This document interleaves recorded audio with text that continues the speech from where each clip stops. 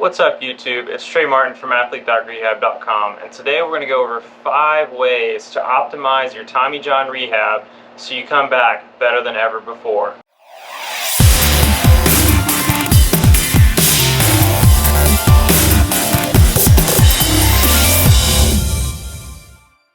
So first things first, if you're watching this video and you just had Tommy John rehab, it really sucks, and I'm sorry you're going through this process. It's not fun. I've gotten to help out guys all the way from the major leagues to even middle school to rehab from Tommy John. It's not a fun thing to come back from, but now that the damage is done, you've had the surgery, we might as well get back on track and get you back to the game playing better than ever before. So today I want to talk through 5 key reasons that can help you come back throwing harder, better, and reaching a higher level than ever before, even after having Tommy John surgery. So, first things first, we want to look at why you needed Tommy John surgery in the first place. Normally, with the vast majority of guys I've seen, there's a couple of risk factors that they can look back through and say, yep, that was the reason.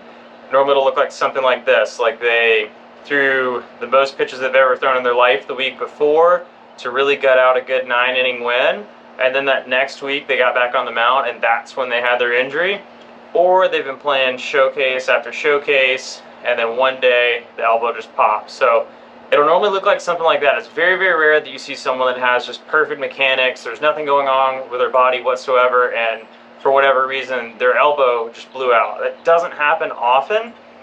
It can, in rare exceptions, with some major league guys that are just throwing 100 miles per hour, because first things first, we got to understand is throwing is inherently bad for you. It's not a easy thing on the body to do. It's a lot of stress on the elbow. So if you're throwing 100, you could have perfect mechanics and this can still happen, but for most of us there's going to be some factor that we can improve upon, and we need to identify those factors. So a couple different things we can look at is workload, mechanics on the mound, mobility in places like the ankle, hips, shoulder, and elbow too. Those are under the radar types of things. Maybe you don't even have an arm care routine before this and you've just been completely just going out, drinking a couple Mountain Dews before the game and just going out and throwing, and this is your big warning sign to get back to the mound in a way that maybe you take the game a little bit more seriously now. So that's step number 1, is you got to figure out, well, what was I missing in my game, what caused this injury, and identify a couple risk factors. So you're going to need to do that with 2 main people. With your PT, find a good sports PT and have them assess your hips, have them look at your shoulder range, have them look at your elbow, have them check strength from head to toe, and they can help you work out a plan that says like, hey, maybe you needed this hip mobility drill so you get a little bit more hip internal rotation, you can ride down the mound a little bit further. Or maybe you started losing some shoulder overhead range during the season, you tightened up and it put more stress at the elbow. That's going to be a really good person to have in your corner, is a great sports PT like myself.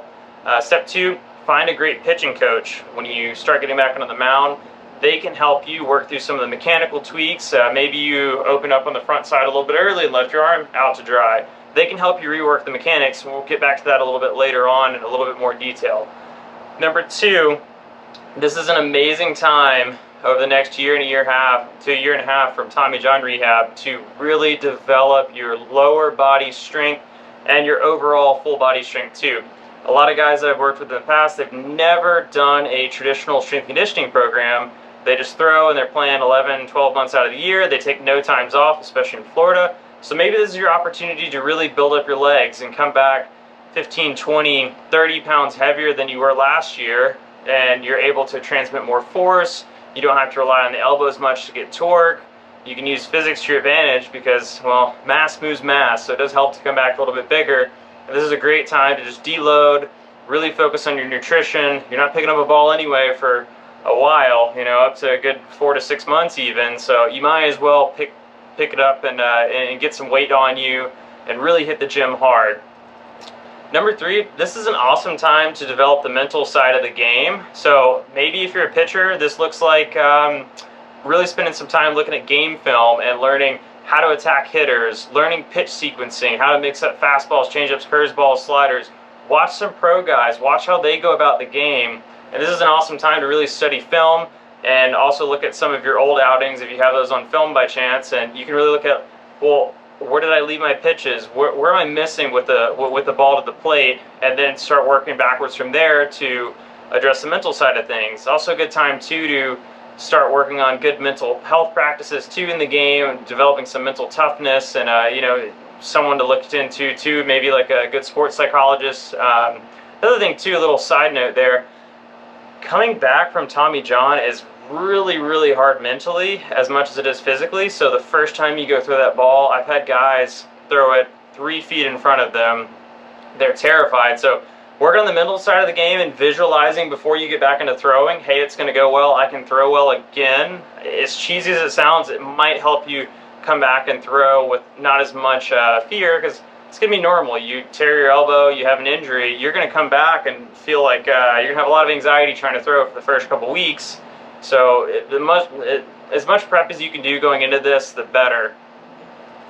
Number 4 is a great time to learn how to quantify workload. The number 1 factor in all injuries is going to be workload. So mechanics matter, yes. Strength matters, sure. How you eat, sleep, stress, all that stuff matters a lot. But nothing matters as much as workload.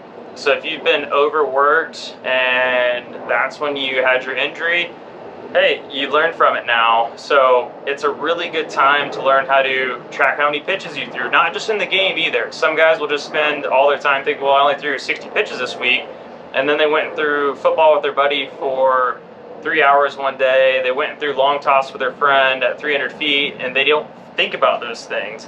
A tool I really like is called the Pulse Sleeve from Driveline. I have a video of how to use it a couple back if you go on my page. It's an elbow stress sensor, and it tells you how much force is going through your elbow.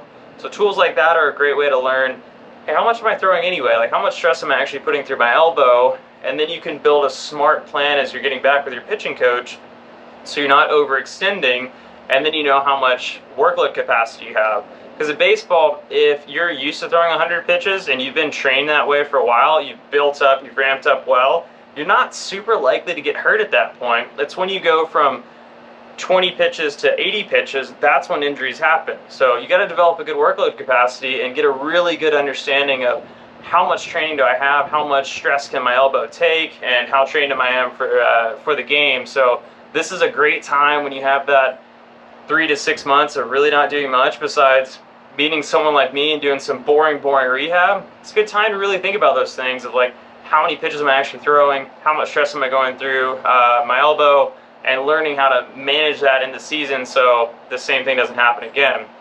And then last but not least, this is an awesome time when you get back into the mound, especially when you get back to throwing bullpens, to look at recreating your mechanics a little bit. So taking some slow motion film and really focusing on where you stride, where you land, where your arm position is, and then that is a great way to A, develop mechanical efficiency so you can come back throwing harder, and B, also from like an injury risk standpoint, again with your PT or your pitching coach, to really look at like, well, where is my front foot landing anyway? How far down the mound can I drive with my back leg?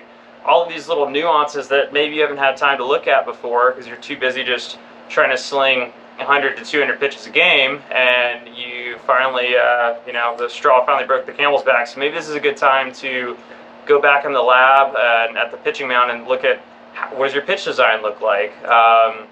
And you can also tie that in with the other things we talked about earlier too, where you're figuring out your mechanics a little bit better, developing an arm care routine, and you can also tie in some of the things that you've learned at the gym too, as far as like how force production works and how to use your hips, and you can bring that to the mound and then tie it all together. So that's going to be 5 major points here. All of those things are super important though, so it's a really tough time period, both mentally and physically. You're out for a while, 9 to 18 months, depending on the surgeon, the surgery, like how you rehab. So it stinks, but if you follow these things and you really think about what you're doing, trying to get back to the mound, you can come back 20 to 30 pounds heavier, much stronger than before, with a plan of attack. You've learned how to mentally address the game. You've learned how to attack hitters at the plate by watching some other guys. You've rehashed your mechanics in a way that's gotten you nastier pitches, more velocity, and also maybe now you're learning how to throw in a way that's